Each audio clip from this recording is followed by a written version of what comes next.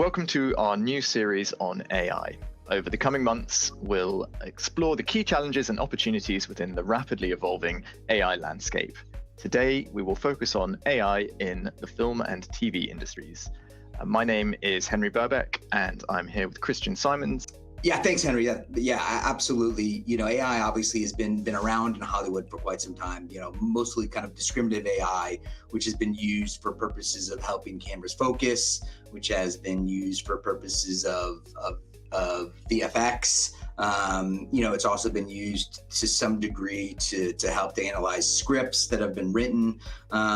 So it's kind of had touch points within Hollywood for quite some time. I think generative AI, I think that's kind of what everyone is concerned about, obviously, which was a big element of the strikes and the reactions from the guilds in terms of how that's going to interplay with kind of human creativity, right? And performances of actors, of writing services for professional writers under the WGA, and kind of how to navigate that in this new landscape, right? Because generative AI, which as I'm sure everyone knows, it's taking data, right? It's kind of learning from data that's inputted into a system and then using that data to create new data, right? So literally to create a story.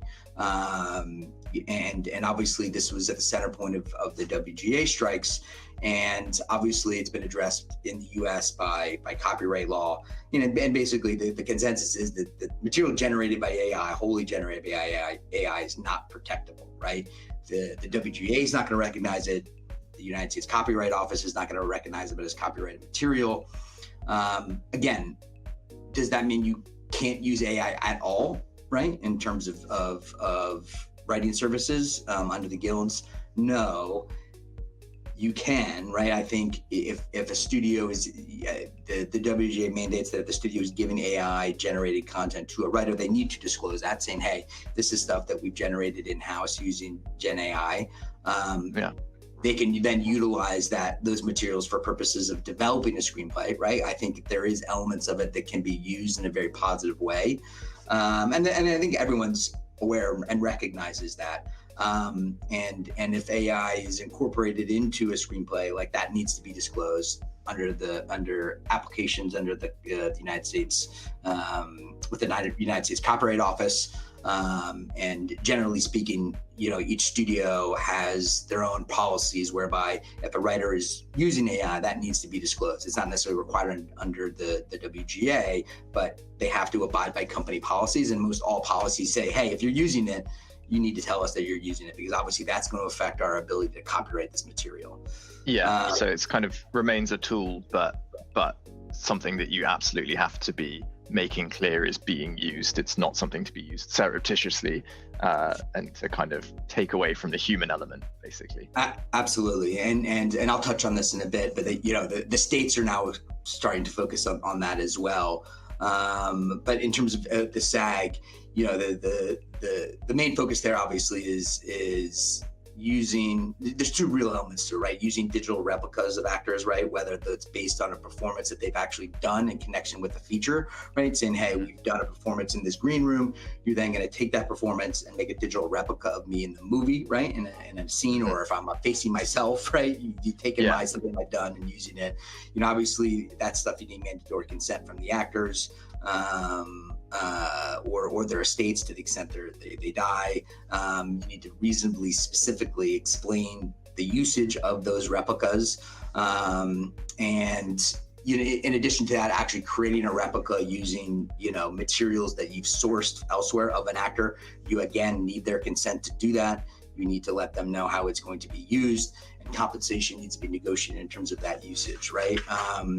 Gen AI, in terms of utilizing data, right? Maybe you've sourced that from an actor's performance in several movies, and then using that data to create something that looks and or acts like him and his likeness.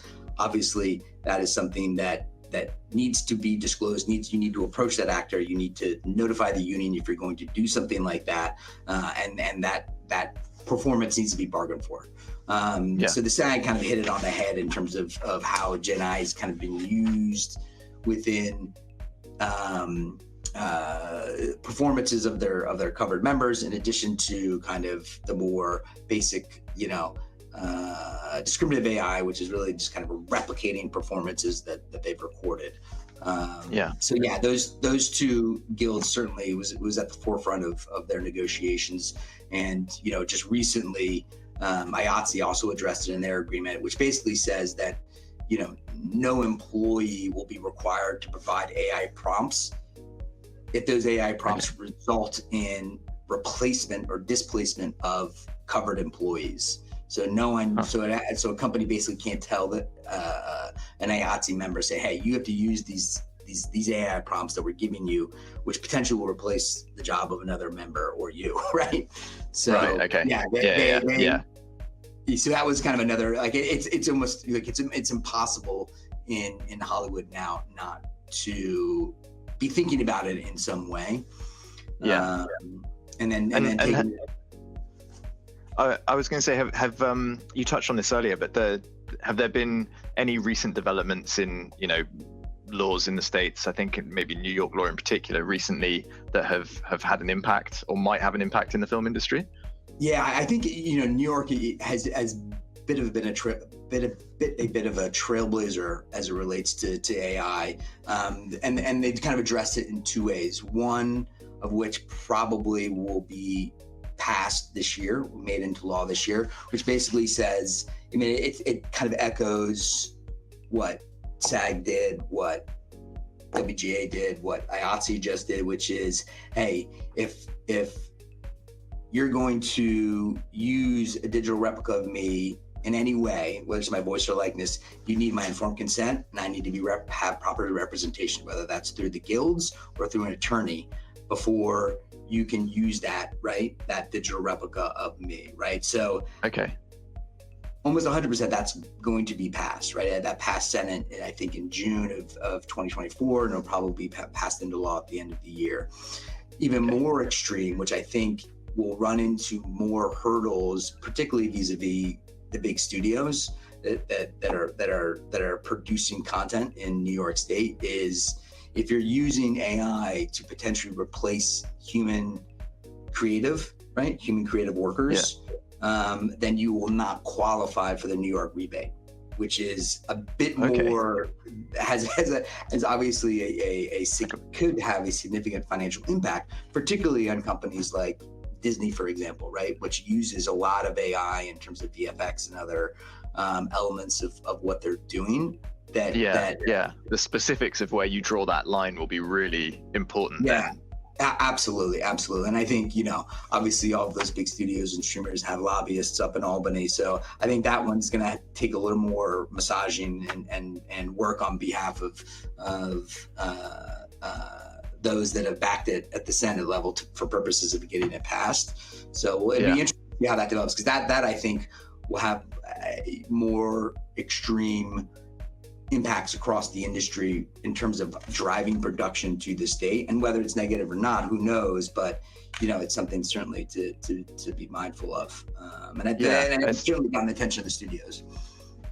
It's interesting that it is kind of moving things from what might be considered best practice at the moment into actually legal requirements, and I think it's interesting, obviously in the US, but also particularly in the film and TV industry. The US is kind of the epicenter, and certainly in Europe we are watching closely because in many respects things may follow suit. I know in the UK, PACT has recently issued guidelines about the use of AI, but they're not very prescriptive. They're kind of best practices and things that they expect its members to comply with. But watching how things unfold in the States gives a kind of indication of the direction of travel in Europe as well.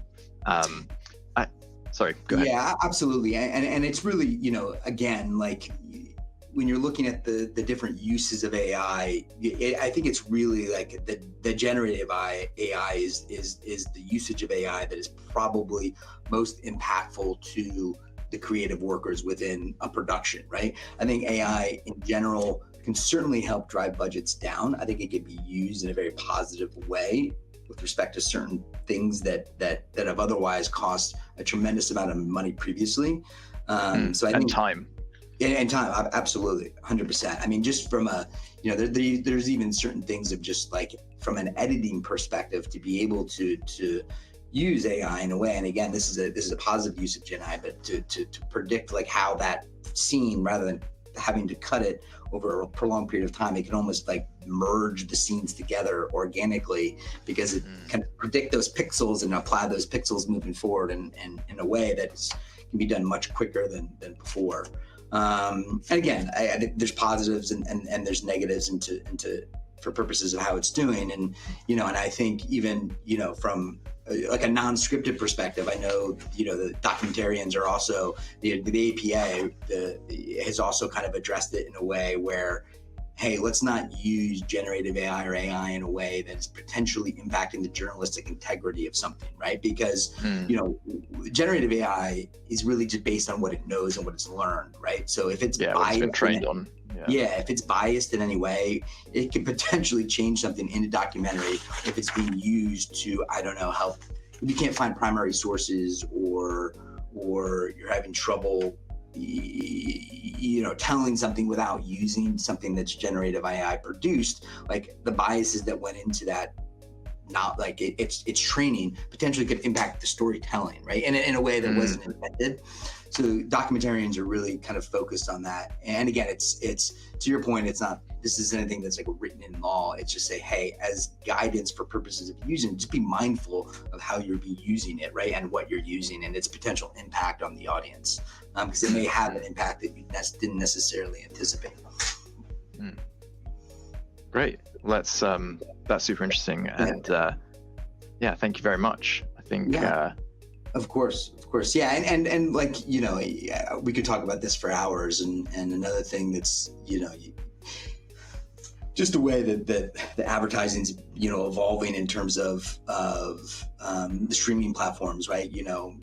3 years ago, streaming platforms are like, we're going to be ad free. We're never going to go to that model. But I think because of where we are economically and the need for driving price points down for purposes of securing subscribers over a prolonged period of time, a lot of streamers are now kind of going to that ad-based model, right? And predictive AI and utilizing that for purposes of, those platforms are so smart with how they use AI, and they've done it already. Like if you go on Netflix, there's suggestions of things that you might like are already AI generated, right?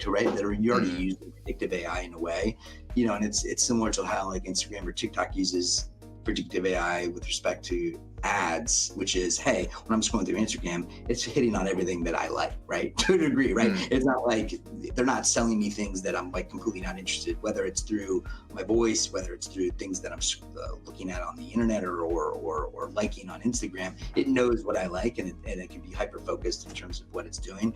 And the streamers and those that have those kind of AVOD models are using that to hyper focus premium ads towards their audiences in a way that I think, will kind of change the dynamic of how we like digest advertising, right? It's going to be hyper focused to us, and I think it hopefully will, for the companies, translate into more sales for them, because it's going to be things that we're going to like and hopefully then drive us to purchase, versus like, and linear, hopefully we'll get to this point as well. But linear, you could go through a whole suite of of an ad break and not be interested in anything you've seen, right? It's not tailored at all.